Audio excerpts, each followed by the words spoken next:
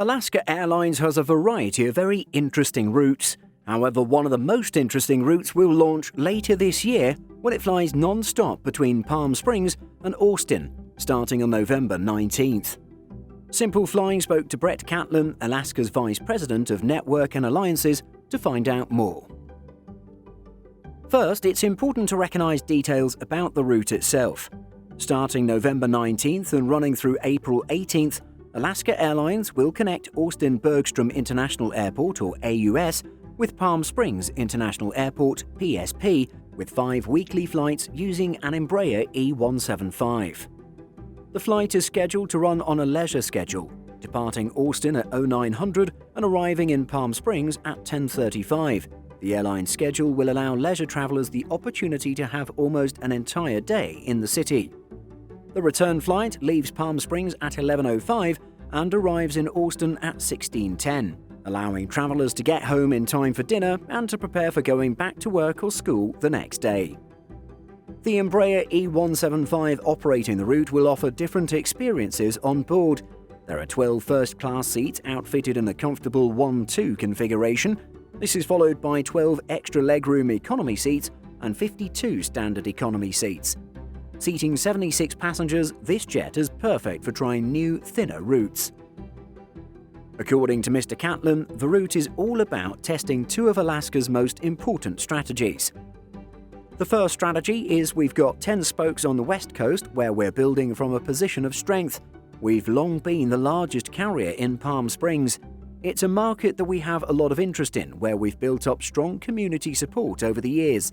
Austin was a natural extension of that.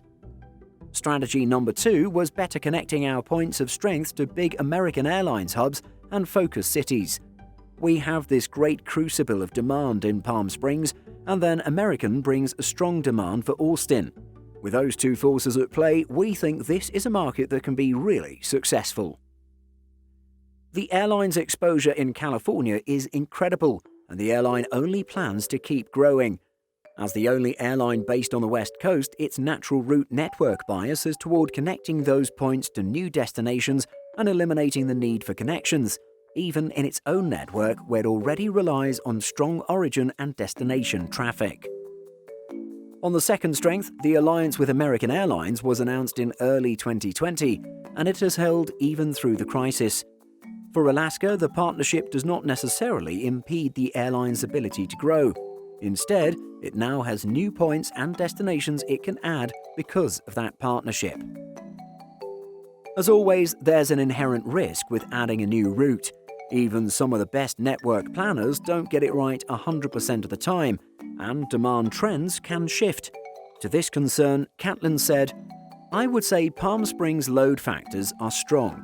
It's actually a different dynamic where it used to be very seasonal, where huge demand in the winter would taper off in the summer. What we've seen is that it's become more of a year-round market. So people that maybe would spend time in the winter, they bought a house there now, and they want to visit in the summer, even when temperatures are over 100 degrees. And so we're actually thinking about how we build Palm Springs into more of a year-round destination." Of course, time will tell if this route works. The airline is using the perfect plane to make the route a success, and if it is as successful as it could be, the route could easily convert to year-round service or see an upgauge in the peak season to larger aircraft like the Boeing 737. Do you think this will be a successful route for Alaska Airlines? Let us know in the comments. In addition to our daily YouTube videos, Simple Flying publishes over 150 articles and a podcast every week. If you're looking for the latest aviation news and insights, visit simpleflying.com. Thanks for watching, and don't forget to like and subscribe before you go.